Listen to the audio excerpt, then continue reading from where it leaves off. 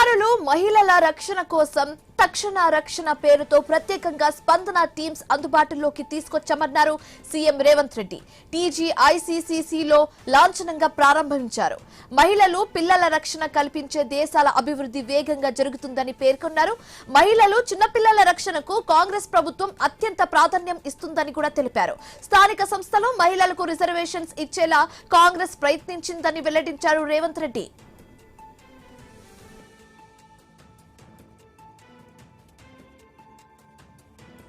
ఆ తర్వాత ఈ దేశం యొక్క రాష్ట్రపతిగా, ఈ దేశానికి ప్రధానమంత్రిగా, ఈ దేశ లోక్సభలో స్పీకర్గా, హైకోర్టులకు చీఫ్ జస్టిసులుగా, వివిధ రాష్ట్రాలలో గవర్నర్గా, వివిధ రాష్ట్రాలకు చీఫ్ సెక్రటరీలుగా మహిళలకు అవకాశం ఇచ్చి మహిళల ఆధ్వర్యంలో పరిపాలన, ప్రజల యొక్క పరిపాలనను, చట్టాలను, శాసనాలను చేయడానికి సంపూర్ణమైన అవకాశాన్ని కాంగ్రెస్ పార్టీ ముందు భాగాన నిలబడి ఈ కార్యక్రమాలన్నిటినీ తీసుకురావడం జరిగింది.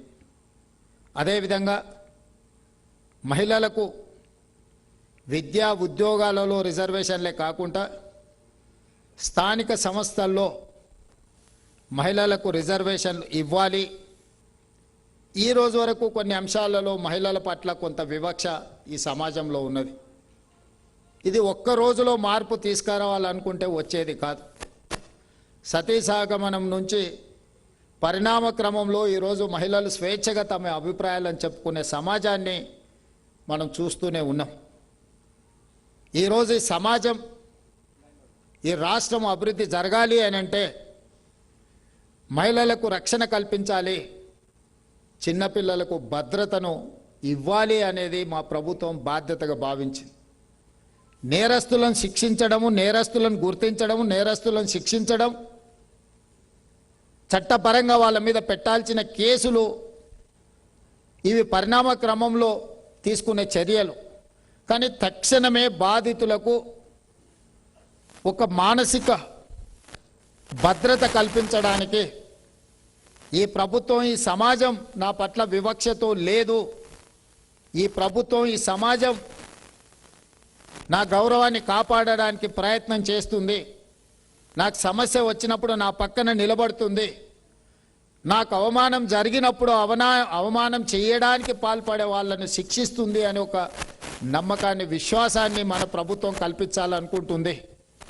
అందుకే ఈనాడు పోలీస్ డిపార్ట్మెంట్ ఇలాంటి కార్యక్రమాలు ఏవి తీసుకున్నా, షీ టీమ్స్ కానీ, స్టాండ్ విత్ హర్ కానీ, స్పందన తక్షణ రక్షణ విషయంలో కానీ, ముఖ్యమంత్రిగా నేనే ప్రత్యక్షంగా ఎందుకు పాల్గొంటున్నాను అని అంటే కింది స్థాయి సిబ్బందికి ఒక సందేశాన్ని, ఒక ఆదేశాన్ని నేను ఇవ్వదలుచుకున్నా. తెలంగాణ రాష్ట్రంలో మహిళా భద్రతకు అత్యంత ప్రాధాన్యత ఉన్నది.